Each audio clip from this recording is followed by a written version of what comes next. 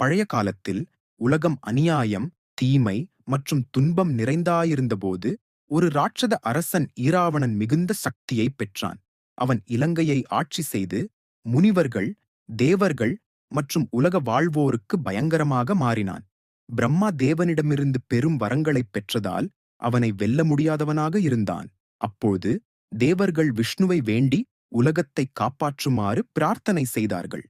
தர்மத்தை காப்பாற்றவும் ஈராவணனை அழிக்கவும் விஷ்ணு அயோத்தியாவின் இளவரசனாக ராமராக இக்ஷுவாகு குலத்தில் அவதரித்தார். ராமனின் வாழ்வு. ராமர் அரசன் தசரதனுக்கும் அரசி கௌசல்யாவுக்கும் பிறந்தார். அவர் அன்பான, வீரமிகுந்த, ஞானி மற்றும் அனைவராலும் நேசிக்கப்பட்டவர். திருமணம். ராமர் சீதையை திருமணம் செய்தார்.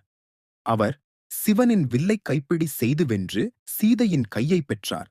வனவாசம். அரியணையில் அமருவதற்கு முன்பே தந்தை தசரதன் கொடுத்த வாக்குறுதியினால் 14 ஆண்டுகள் காட்டில் வாழ வேண்டிய நிலை ஏற்பட்டது. ராமர் அதற்கும் உணர்ச்சியடங்காமல் சம்மதித்தார். இது அவரது தர்ம நிச்சயத்தை காட்டுகிறது. சீதையின் கடத்தல். காட்டில் வாழும்போது இராவணன் சீதையை கடத்தி இலங்கைக்கு அழைத்துச் சென்றான். இது ராம அவதாரத்தின் முக்கிய திருப்புமுனை. ஈராவணனுடன் போர். ஹனுமான், சுக்ரீவன் மற்றும் வானர சேனையின் உதவியுடன் ராமர் கடலை கடந்தார் மற்றும் இலங்கையில் ஒரு பெரும் யுத்தத்தை நடத்தினார். வெற்றி மற்றும் திரும்புதல். ராமர் இராவணனை அழித்து சீதையை மீட்டார். பிறகு அயோத்திக்கு திரும்பினார்.